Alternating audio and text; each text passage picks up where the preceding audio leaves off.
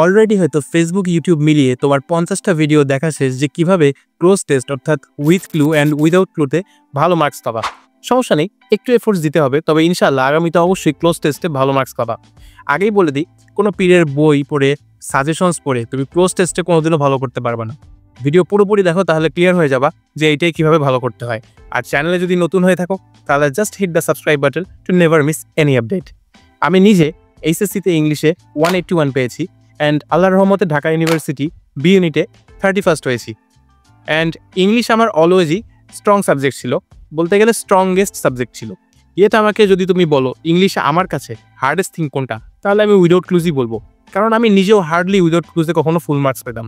হ্যাঁ, with ক্লুজে full marks আসে, but without ক্লুজের কেসটা বেশ ডিফিকাল্ট। এখন তোমাদের যদি আমি সোজা সাপটা একটা হার্শ রিয়ালিটি বলে দিই, তাহলে সেটা হচ্ছে ক্লোজ টেস্টে অ্যাকচুয়ালি তোমার ভোকাবুলারিটাকে টেস্ট করা হয়। এখানে ভালো করতে গেলে অবশ্যই তোমাকে ভোকাবুলারি এনরিচ করতে হবে। সো ভোকাবুলারি এনরিচ করার ইজিয়েস্ট ওয়ে হলো ডেইলি 15 to 20 মিনিটস ডিকশনারি পড়া। কিন্তু এতে হয়তো তোমার উইথ ক্লুজের প্রবলেম সলভ হয়ে যাবে, বাট উইদাউট ক্লুজের ক্ষেত্রে কি কেবল এটাই কার্যকর? এর উত্তর হলো না। উইদাউট ক্লুজে আমাদের একটা প্যাসেজ বুঝে নিজে থেকে একটা ওয়ার্ড ভেবে চিনতে বসাইতে হয়, হুইচ ইজ হার্ডার। এর জন্য আমার কাছে একটা ওয়ে আছে যেটা আমি ইউজ করতাম। জেএসসির সময় বলো, এসএসসির সময় বলো, এইচএসসির সময় বলো, আমি অলওয়েজই এইটাই ফলো করতাম। তোমরা যে কোনো নিউজ পেপারের ওয়েবসাইটে যাবা, ডেইলি স্টার হতে পারে বা যে কোনো ইউএস বা ইউকে বেসড নিউজ চ্যানেল হতে পারে, তাদের যে কোনো নিউজ আর্টিকেল খুলবা, সেটার টেক্সট তুমি কপি করবা, দেন যে কোনো এআই লাইক চ্যাটজিপিটি বা জেমিনিতে গিয়ে জাস্ট সেটার বাংলা ট্রান্সলেশনটা নিয়ে পড়বা। এতে হবে কি, তুমি টপ লেভেল রাইটার অ্যান্ড এডিটরদের লেখা অ্যান্ড লেখনির ধরন জানতে পারবা। ওয়ার্ড মিনিং তো জানা হবেই, সাথে সেন্টেন্সের অর্ডারও শেখা হবে। কোন ওয়ার্ডের পরে কোন ওয়ার্ড বসবে এইটা তোমার মাথায় অটোমেটিক ডেভেলপ হয়ে যাবে। আমি নিজে এইটা ফলো করতাম and it help me a lot.